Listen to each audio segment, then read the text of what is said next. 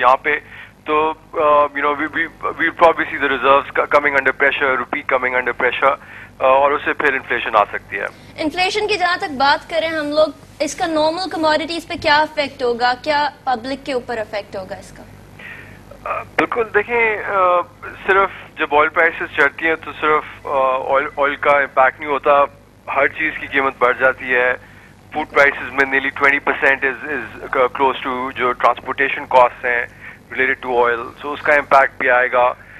जो different services जैसा electricity है, that again is dependent on oil prices, so काफी सिग्निफिकेंट जंप आ सकता है। We talking about anywhere between 15 to 16% जो सीपीआई हम देख रहे हैं, एक्सपेक्ट कर रहे हैं 2011। हसन साहब, ऐसी सिचुएशन के अंदर तो पाकिस्तान पहले ही काफी पॉवर्टी फेस कर रहा है, पॉवर्टी लाइन से और लोग नीचे चले जाएंगे इस तरह तो काफी पब्लिक को मुश्किलात का सामना करना पड़ेगा। जी बिल्कुल, क्योंकि आप देख रही हैं कि ग्रोथ हो नहीं रही, inflation is high, real incomes decline कर रही हैं, so for sure, I mean, we don't know इस वक्त लेटेस्ट स्टैटिस्टिक्स क्या कह रही हैं, but one can safely assume कि 2005 में 80% जो पाकिस्तान की आबादी है, that was earning less than $2 a day. So today, you can well assume कि क्या इम्पैक्ट उनके ऊपर आया होगा। ऐसे में एसपीपी ने जो मॉनेटरी पॉलिसी 26 मार्च को रिलीज की थी, वो कितना अंडर प्रेशर आती है?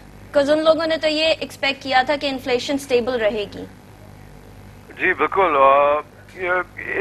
कुछ पॉजिटिव्स भी हैं। हम देख रहे हैं कि गवर्नमेंट ने पैसे प्रिंट करना बंद कर दिए हैं, which was one of the main reasons for high inflation in 2010।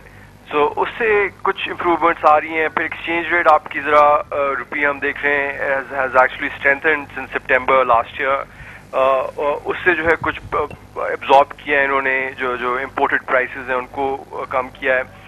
So but like I said, the space is limited. So we are looking at if prices remain this high, inflation going up beyond 15-16%, then possibly they'll hike up rates.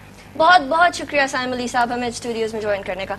जी, इनका कहना था कि inflation 15 to 16% high जा सकती है। इस तरह तो पाकिस्तान वर्ल्ड का सबसे एक्सपेंसिव कंट्री बन जाएगा, सूरत हाल काफी मुश्किल हो जाएगी। अभी करंटली भी मोस्ट एक्सपेंसिव कंट्रीज में से है पाकिस्तान ऑफ कोर्स, लेकिन किस तरह से एक्सपेंसिव कंट्रीज में से है, हाई एंड एक्सपेंसिव नहीं है, लो एंड एक्सपेंसिव है, क्योंकि जो गरीब आवाम है उसके लिए ज़्यादा एक्सपेंसिव है, इनफैक्ट मैसेस के लिए एक्सपेंसिव है।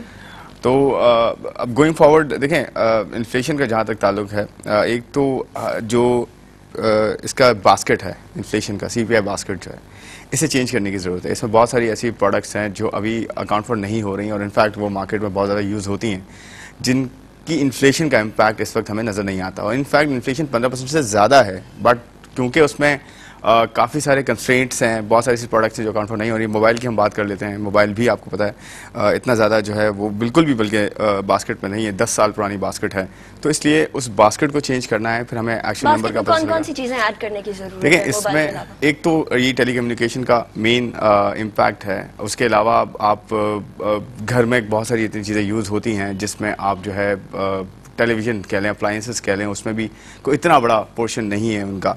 और उसके अलावा आप जो है किसी भी ये मासेस की प्रोडक्ट्स की बात कर लें, कोई भी बात कर लें, आप किरायों की अगर बात करते हैं वो भी प्रॉपर्ली अकाउंट फॉर नहीं होते, छोटे से बड़े लेवल पे जो होते हैं। ये मेन जो ट्रांसपोर्टेशन होती है इनके किरायों की बात होती है, जो फेयर्स की बात होती है। और इसके अलावा जो है बहुत सारी ऐसी चीज़ें हैं छोटी से लेकर बड़ी तक जो कि अकाउंट फॉर इतनी नहीं हो रही। और इनफैक्ट अगर अभी आप करंट बास्केट देखें भी, उसमें अगर हम सिर्फ ट्रांसपोर्टेशन की बात कर लेते हैं, उसमें अगर आप पब्लिक ट्रांसपोर्ट की बात कर लें, पब्लिक ट्रांसपोर्ट तो बहुत ही ना होने के बराबर है, 5-6% भी नहीं है टोटल पाई का। तो उसमें अगर दूसरी ट्रांसपोर्ट की बात करें, उसमें इंक्रीज़ कैसे किया जाता है? अगर ₹1 बढ़ता है एक पर लीटर पेट्रोल पे, तो उसका इम्पैक्ट पर हेड जो है वो दिया जाता है, तो डिसप्रोपोर्शनेट इंक्रीज़ भी दिया जाता है, इसका इम्पैक्ट बहुत ज़्यादा होता है। तो इसको प्रॉपरली जो है वो देखने की ज़रूरत है कि अगर, और आप यकीन करें कि ट्रांसपोर्ट सेक्टर को अगर जो है एक यूनिफॉर्म मैनर में जो है इसे हैंडल किया जाए, या ये कह लें कि इसमें जो इश्यूज हैं इनको हैंडल किया जाए, तो बहुत बड़ा इम्पैक्ट जो है। यहीं से कंटिन्यू करेंगे। खुर्रम शहजाद साहब का ये कहना है कि हम लोगों के यहाँ इन्फ्लेशन लो एंड इन्फ्लेशन है, हाई एंड इन्फ्लेशन नहीं है, मैसेस को ज्यादा अफेक्ट करी है।